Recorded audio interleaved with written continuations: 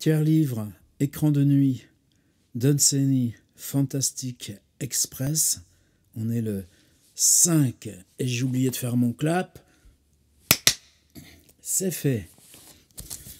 Comme ça, on peut synchroniser. Ce que j'ai mis mon magnéto d'ailleurs. Tout va bien. J'avais dit qu'on finissait ces 51 histoires, 51 Tales, publiées par Dunsany en 1915, alors qu'il est lui-même complètement immergé en tant que militaire dans les tranchées de la Première Guerre mondiale, celles qui concernent des villes, des allégories de la ville. J'en ai retenu 6. Peut-être qu'au montage, j'en supprimerai une. Puis tant pis. Après tout, n'écoutez pas jusqu'au bout, mais celle que j'ai gardée pour la fin, waouh. La dernière des choses. Sur la rive de la rivière du temps, je découvris un de ces mangeurs impurs, accroupi parmi les orchidées si nombreuses sous les pommiers de ce joyeux pays fleuri. Des granges colossales tout auprès, où les anciens avaient rangé leurs grains, et le soleil brillait d'or sur les sereines collines où l'horizon s'étageait, mais il tournait le dos à toutes ces choses. Et quoi que ce soit que la rivière tenta de lui envoyer, le type sale l'empoignait de ses bras, goulûment, pataugeant sur le bord. Il y avait alors dans ces jours, et bien sûr elles le demeurent, des villes impures le long de la rivière du temps. Et d'elles nous provenaient ces choses effrayantes et sans nom, flottant informes jusqu'ici. Et quelle que soit l'odeur qui en émanait, poussé par la rivière devant elle, le mangeur impur plongeait dans l'eau sale et émergeait plus loin en recrachant. Et s'il ouvrait la bouche, on voyait alors ces choses sur ses lèvres. Bien sûr, des collines en amont descendaient aussi, au fil de l'eau, des pétales de rhododendron, parfois une rose, mais ils n'étaient d'aucun usage aux mangeurs impurs. Et quand il les voyait, il grommelait. Un poète marchait au bord de la rivière, il avait la tête levée, et il avait emporté ses livres. Je crois qu'il voyait la mer et les montagnes du destin depuis lesquelles coule la rivière. Je vis le mangeur impur redressé, avec voracité, plongé jusqu'à la taille dans cette rivière au relent pestilentiel. « Regardez !»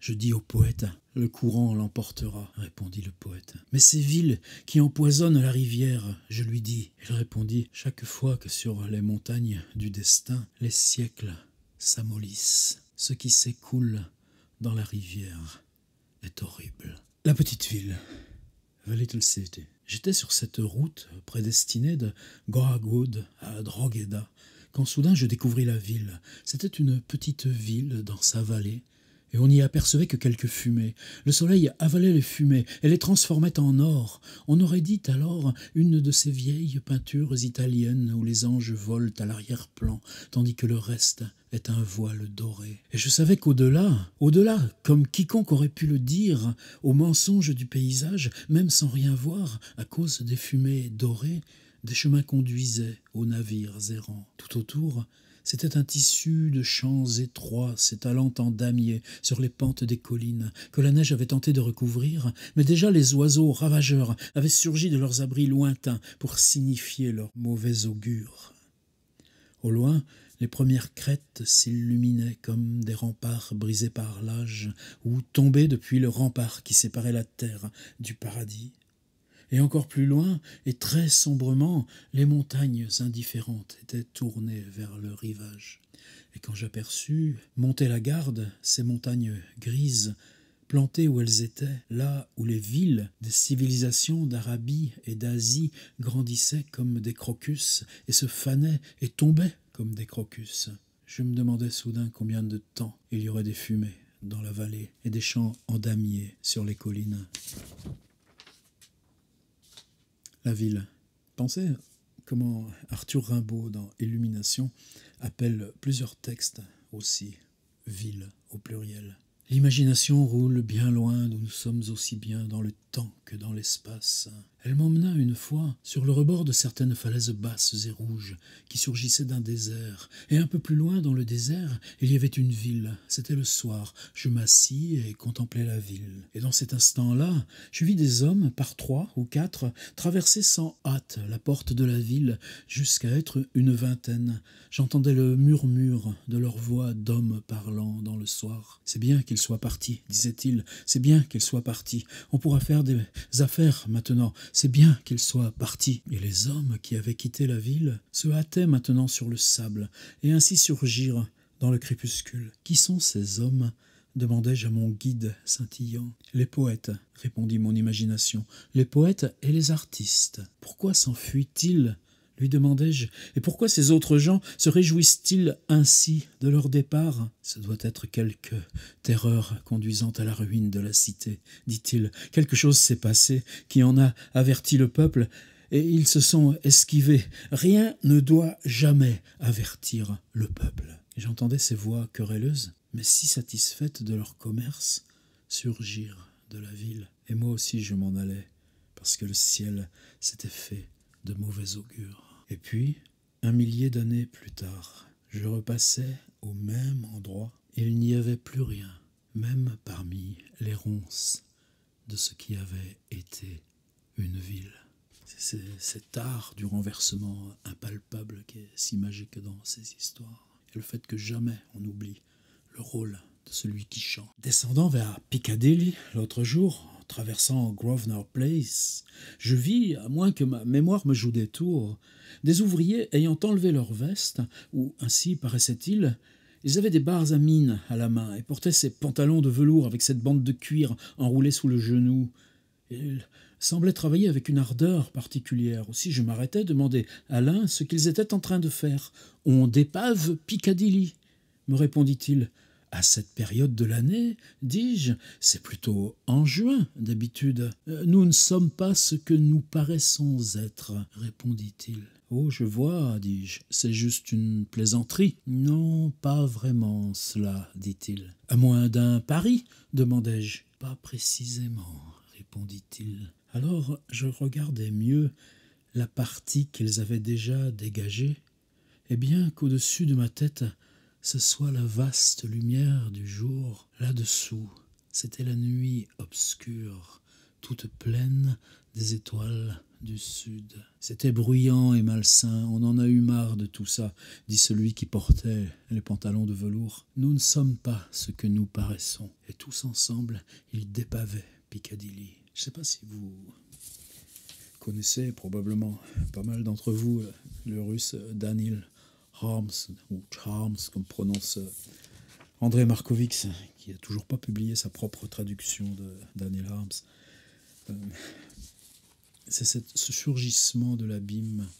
Vous êtes en pleine ville, le coin le plus grouillant de Londres. Les pavés, avec le passage des chevaux, c'est des pavés de bois, il faut régulièrement les renouveler. Puis tout d'un coup, cette peau mince de la ville, les ouvriers sont là, l'enlèvent, et dessous, ce qu'on aperçoit, c'est l'abîme sur lequel nous sommes, et on ne s'en rend pas compte. Il m'en reste deux, une très courte, mais juste à cause de ce mot velours. Je connais une petite route de campagne où les roses sauvages fleurissent en une étrange abondance. Elles tiennent aussi leur beauté de leur floraison même, d'une teinte presque exotique, un rose si profond qu'il en choquerait des fleurs puritaines. Il y a 200 générations, je parle génération de roses, il y avait ici la rue d'un village, et quand ils s'éloignèrent de leur vie simple, commença la décadence des fleurs. Et quand la nature sauvage reprit ses droits, les roses revinrent grimper sur les maisons des hommes. De tous les souvenirs de ce village, de toutes les fermettes qu'on y bâtit, de tous les hommes et les femmes qui habitèrent ici, rien ne reste que ce rouge plus intense sur le velours des fleurs. Je voudrais que, lorsque Londres aura fini de s'en aller, et que la nature défaite sera revenue, comme un peuple exilé s'en revient après une guerre, on puisse y trouver une trace très belle pour nous souvenir de tout cela, parce que nous l'avons tant aimé.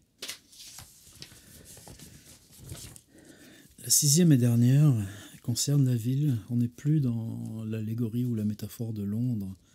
Vous allez voir qu'on est dans la ville américaine, mais vous connaissez le film de Wenders, Paris, Texas, qu'aux États-Unis, on trouve un Syracuse, un Montpellier. Et, Don Sénéjoux, qui allait aux États-Unis pour gagner sa vie aussi, en faisant des conférences, des lectures, joue avec ces transpositions de noms. Et voilà ce que ça donne. There was a woman in a still-built city. Laissons tomber l'anglais, mais ville construite d'acier. Comment rendre ça dans la traduction? Dans la ville construite de fer et d'acier, vivait une femme qui disposait de tout ce que l'argent pouvait offrir. Elle avait de l'or, des maisons, des actions, des chemins de fer, des animaux domestiques pour s'en amuser, mais n'avait pas de sphinx. Alors, elle leur ordonna de lui rapporter un sphinx vivant. Alors, ils visitèrent zoos et ménageries, puis explorèrent forêts et déserts, mais jamais ne purent trouver de sphinx. Note du traducteur, c'est très brutal. Alors elle leur ordonna. On ne sait pas qui est ce leur, qui sont ces anonymes au service de cette femme, mais c'est le texte de Dunsany qui est comme ça. Humblement, je n'y peux rien. Elle aurait pu se contenter d'un jeune lion, mais une femme de sa connaissance en possédait déjà un. Alors ils durent repartir de par le monde en quête d'un sphinx.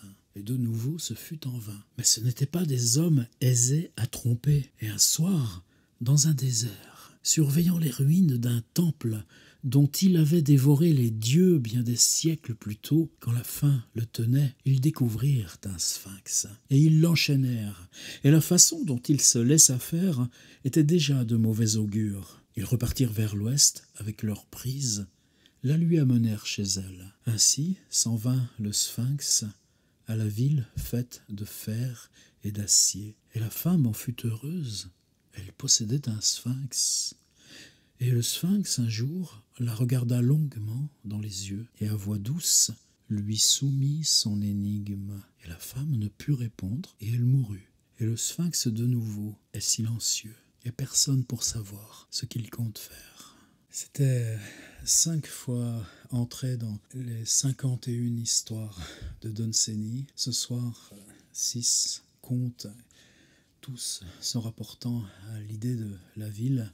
Cette dernière s'appelait Un sphinx à Thèbes, Massachusetts. À la semaine prochaine.